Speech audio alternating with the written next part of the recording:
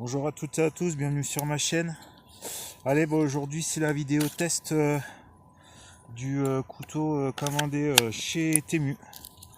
La copie du BK2 dont j'avais fait l'unboxing sur la précédente vidéo. Donc on va le tester là.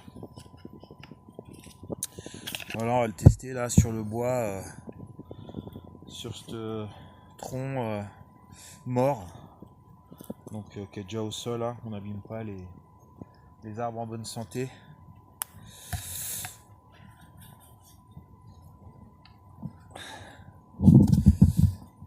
Allez, bah c'est parti.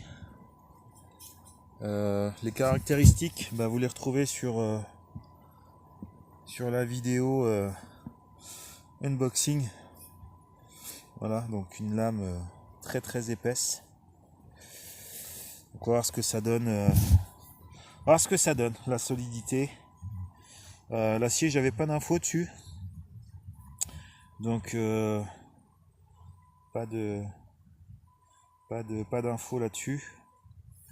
Bon, on va voir là si on est sur de la bonne qualité. On va me rapprocher un peu. Excusez-moi, je vais cadrer après. Voilà. Tac. Allez, on va tester tout ça.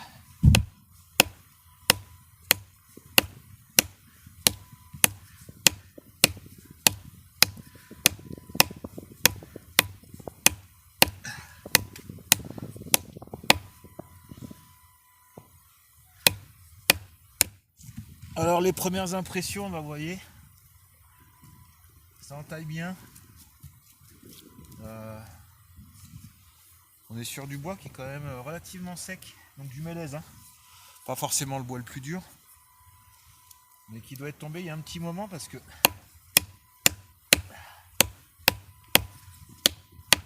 on est quand même sur du bois sec. Et vous voyez,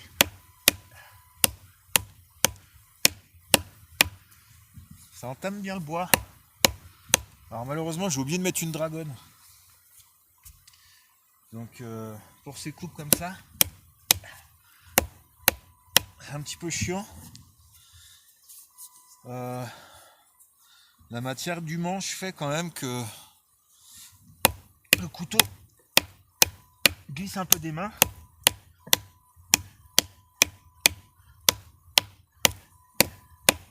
Ce qui est un peu chiant, je pense qu'avec une dragonne ça serait mieux. Après vous voyez, c'est les petites branches. On est pas mal. Bon, je vais pas m'amuser à couper la section, hein, sur un beau tronc. Ça me prendrait pas mal de temps. Après, bah, la lame... Alors, hop.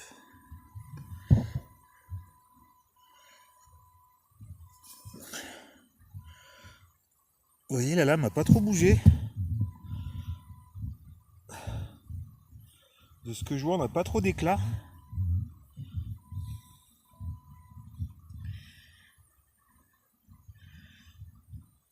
Ah, on a...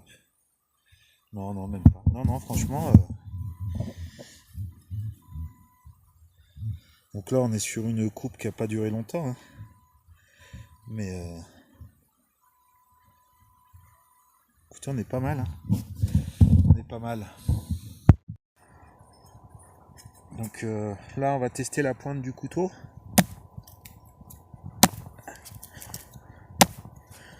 On va essayer de le... Pardon, excusez-moi. Pas trop cadré. Je regardais pas ce que je filmais, je regardais ce que je faisais.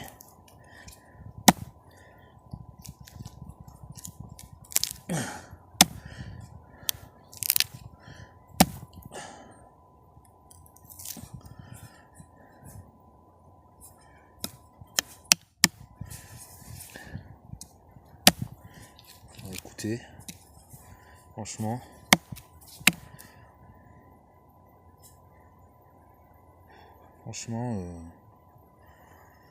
que demander de plus? Donc bémol, je fais quand même attention, c'est pour ça que j'avais du mal à cadrer au début. donc manche glissant, d'où l'utilisation de la dragonne. Je pense que ça sera plus que nécessaire, histoire de ne pas se blesser. Mais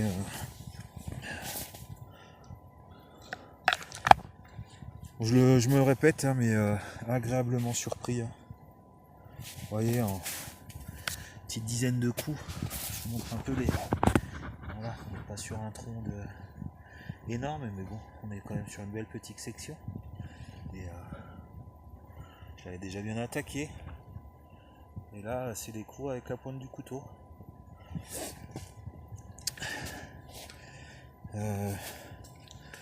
Donc à voir à l'avenir. Écoutez, je vais le garder dans mon sac.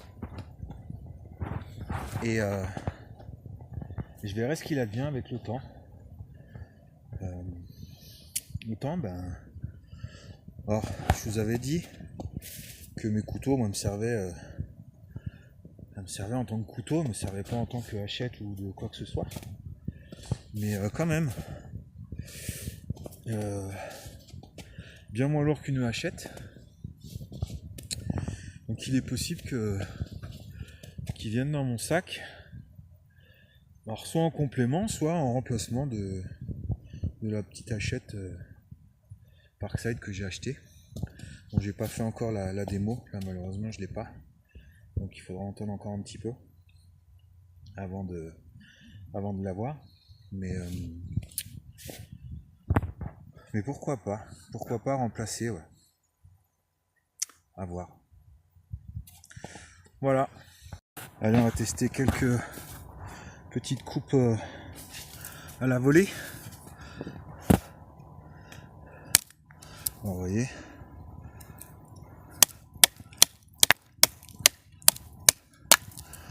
Franchement, pour le prix, on est, je vous rappelle, hein, une trentaine d'euros. Donc pareil, on n'est pas sur des grosses sections, mais ça part bien. Ça part très très bien.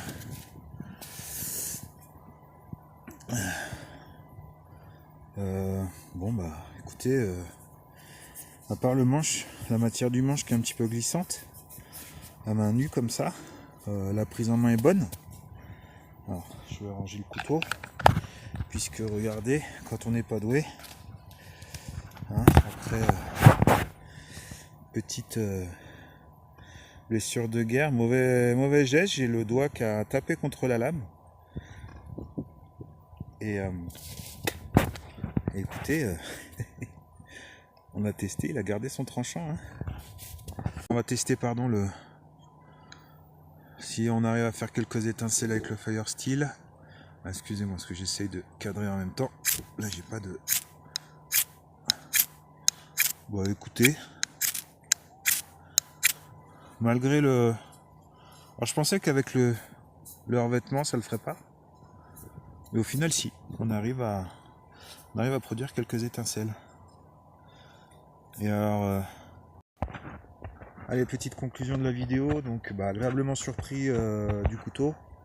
Du rapport qualité-prix pour l'instant, à voir sur le long terme.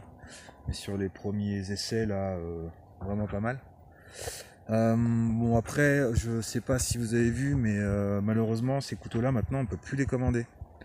Que ce soit sur Temu ou AliExpress, je crois qu'ils ont un petit peu privant de la législation qui est faite en France au niveau des couteaux.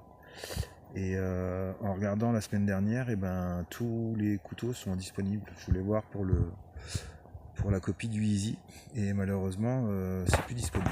Donc je sais pas si ça changera dans le temps. Après, si vous avez un VPN, peut-être que vous pouvez passer à côté de ces interdictions et puis le commander. Mais moi j'en ai pas. Hein. Mais là, malheureusement, plus de possibilité de commander ce genre de couteau sur les sites chinois. Voilà. Les prochaines vidéos, ce seront les tests de la hachette Parkside et du Sika 130. Pareil, j'avais fait les vidéos unboxing. Donc ça sera fait d'ici peu. Voilà. Là, écoutez, je vais vous souhaiter de passer de bonnes fêtes. Profitez bien de vos familles. Euh, Profitez de cette période pour vous faire offrir en cadeau de Noël des choses qui peuvent nous servir dans notre préparation. C'est le meilleur moment. Après, je sais que certains, moi, j'en fais partie, hein, le cache pas à la famille, mais j'en parle pas trop, voilà.